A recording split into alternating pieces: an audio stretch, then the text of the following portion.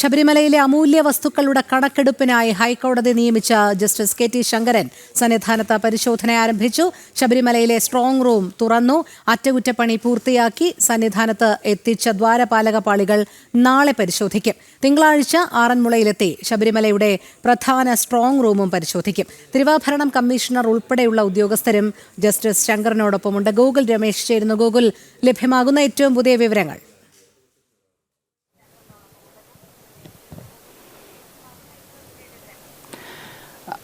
രോഹിണി, ഇന്ന് രാവിലെ 11 മണിയോട് കൂടിയിട്ടാണ് ജസ്റ്റിസ് ശങ്കരൻ്റെ പരിശോധന സന്നിധാനത്ത് ആരംഭിച്ചത്. ശബരിമലയിലെ അമൂല്യ വസ്തുക്കളുടെ കണക്കെടുപ്പിനായിട്ടാണ് ഹൈക്കോടതി റിട്ടയർഡ് ജസ്റ്റിസായിട്ടുള്ള KT ശങ്കരനെ നിയോഗിച്ചിരുന്നത്. അദ്ദേഹം ഇന്ന് രാവിലെ 7 മണിയോടുകൂടിയാണ് സന്നിധാനത്തേക്ക് പുറപ്പെട്ടത്. 11 മണിയോടുകൂടി സന്നിധാനത്തെത്തി പരിശോധനകൾ ആരംഭിച്ചിട്ടുണ്ട്.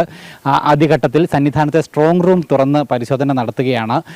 ഇന്ന് പൂർണ്ണമായിട്ടും സ്ട്രോങ് റൂം പരിശോധനയായിരിക്കും നടത്തുക എന്നാണ് അറിയുന്നത്. ഒപ്പം നാളെ ഈ അറ്റകുറ്റപ്പണി പൂർത്തിയാക്കി തിരികെ പുനഃസ്ഥാപിക്കാൻ വേണ്ടി തിരികെ സന്നിധാനത്ത് എത്തിച്ചിട്ടുള്ള സ്വർണ്ണപ്പാളികൾ, ദ്വാരപാലക ശില്പങ്ങളിലെ സ്വർണ്ണപ്പാളികൾ അതിൻ്റെ പരിശോധന നാളെ ആയിരിക്കും നടക്കുന്നുണ്ടാവുക എന്നാണ് അറിയിച്ചിരിക്കുന്നത്. പ്രധാനമായിട്ടും അദ്ദേഹം പരിശോധിക്കുന്നത് അവിടെയുള്ള ഇത്തരത്തിലുള്ള ഈ അമൂല്യ വസ്തുക്കളുടെ തൂക്കമടക്കമുള്ള അളവടക്കമുള്ള കാര്യങ്ങൾ പരിശോധിക്കും. അതിൽ രേഖാപ്രകാരം ഉള്ള അളവുമായി എന്തെങ്കിലും തരത്തിലുള്ള വ്യത്യാസങ്ങളുണ്ടോ എന്നതടക്കമുള്ള കാര്യങ്ങൾ കൃത്യമായിട്ട് പരിശോധിക്കും. അതോടൊപ്പം തന്നെ അവിടെയുള്ള വസ്തുക്കളെ കൃത്യമായിട്ട് രേഖപ്പെടുത്തിയിട്ടുണ്ടോ, രജിസ്റ്ററിലും മഹസറിലും അടക്കം അതുമായി ബന്ധപ്പെട്ട കാര്യങ്ങളൊക്കെ കൃത്യമായിട്ട് രേഖപ്പെടുത്തിയിട്ടുണ്ടോ, തുടങ്ങി അതിലേതെങ്കിലും തരത്തിലുള്ള ക്രമക്കേടുകൾ നടന്നിട്ടുണ്ടോ തുടങ്ങിയ കാര്യങ്ങളൊക്കെ ആയിരിക്കും റിട്ടയർഡ് ജസ്റ്റിസ് KT ശങ്കരൻ പ്രധാനമായിട്ടും അന്വേഷിക്കുന്നുണ്ടാവുക.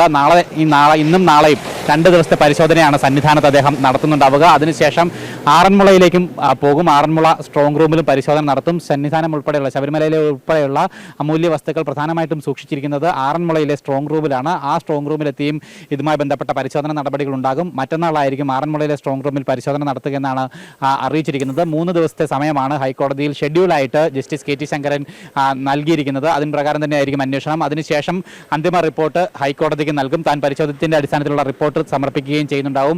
ഈ റിപ്പോർട്ട് നിലവിലുള്ള അന്വേഷണത്തിൽ ഏറെ നിർണായകമാകുമെന്നുള്ള കാര്യത്തിൽ ഉറപ്പാണ്. കാരണം ഈ ആരോപണം നേരിടുന്ന വസ്തുക്കളിലൊക്കെ തന്നെ ഈ അളവിലടക്കം, രേഖകളിലും അളവിലും അടക്കം എന്തെങ്കിലും തരത്തിലുള്ള പൊരുത്തക്കേടുകളുണ്ടോ, വ്യത്യാസമുണ്ടോ എന്നതടക്കമുള്ള കാര്യങ്ങളായിരിക്കും അദ്ദേഹത്തിന്റെ അന്വേഷണ റിപ്പോർട്ടിൽ പ്രധാനമായിട്ടും ഉണ്ടാവുക. എന്തായാലും അദ്ദേഹത്തിന്റെ കണ്ടെത്തലുകൾ വളരെ നിർണായകമാകുമെന്നുള്ള കാര്യത്തിൽ യാതൊരു സംശയവുമില്ല. പരിശോധന നടപടികൾ ഇപ്പോഴും പുരോഗമിച്ചുകൊണ്ടിരിക്കുകയാണ്. മറ്റന്നാൾ ഒരുപക്ഷെ നാളെ കൊണ്ട് ശബരിമലയിലെ നടപടികൾ പൂർത്തിയായില്ലെങ്കിൽ മറ്റന്നാൾ ഒരു ദിവസം കൂടി ശബരിമലയിൽ അദ്ദേഹം തുടരും. അതിനുശേഷം 4-ാം ദിവസമായിരിക്കും ആറന്മുളയിലേക്ക് പോവുകയെന്നും അറിയിച്ചിട്ടുണ്ട്. എന്തായാലും തിരുവാഭരണം കമ്മീഷണർ, അതോടൊപ്പം തന്നെ Sabarimala special commissioner, executive officer Smith അടക്കമുള്ള ആളുകൾ, വിജിലൻസ് പ്രതിനിധി സംഘം അടക്കമുള്ള ആളുകൾ അദ്ദേഹത്തിനോടൊപ്പം ഈ പരിശോധന നടപടിയിൽ ഉണ്ട്. 7-അംഗ സംഘമാണ് പരിശോധനകൾക്ക് നേതൃത്വം നൽകുന്നത്. എന്തായാലും ജസ്റ്റിസ് KT ശങ്കരനായിരിക്കും ആ സംഘത്തെ നിയന്ത്രിക്കുന്നത്. ഹൈക്കോടതി പ്രത്യേകം നിയമിച്ചിട്ടുള്ള ആ വ്യക്തിയാണ്. ആ നിലയ്ക്കുള്ള ഗൗരവപൂർണ്ണമായിട്ടുള്ള അന്വേഷണം തന്നെ, ഈ പരിശോധനകൾ തന്നെ ഈ വിഷയത്തിൽ നടക്കുമെന്നാണ് പ്രതീക്ഷിക്കപ്പെടുന്നത്.